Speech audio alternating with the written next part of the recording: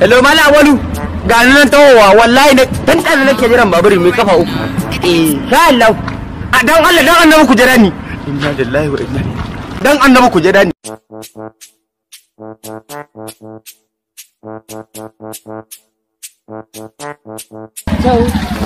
Abokina ina za ka je ne? Ku je kawai. Hango kusan hanyar ka zami. Ba nisa za mu yi ba. Bar an su ne. Ba nisa za mu yi nan kusa ne. Na hakura. Dan Allah ku na fara tafiyar wallahi. Lokaci. Wal ba tan ne ba alquran ni ba tan nan. Ba shi wallahi ko kudin ta ban gama biya ba. Ku ya kuri. Ku da ba mu Gisuru aka bar mamu. Tawo ba za ka bayar ba? Wallahi a raba ka da wayar ka da lafiyar ka. Da kuma a raba ka da wayar ka baka da lafiyar ka wanne ka fi so? Ba za ka zama bane ba.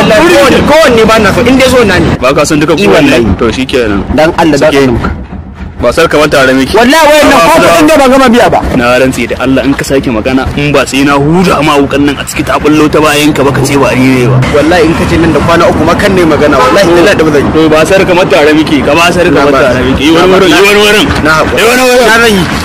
Itan. Na? In ka ga dama duk abin da za ka yi baya. Buje. Allah ya sana kuma wallahi sai da Abdullahi Kyawa. Mun samun sababbin shirye-shiryen mu daga YouTube channel din mu Zumbaɗi TV. Ku danna subscribe ku yi like, ku danna ƙararrawa don sanar da ku da zarar mun ɗora sabon aiki. Mun gode.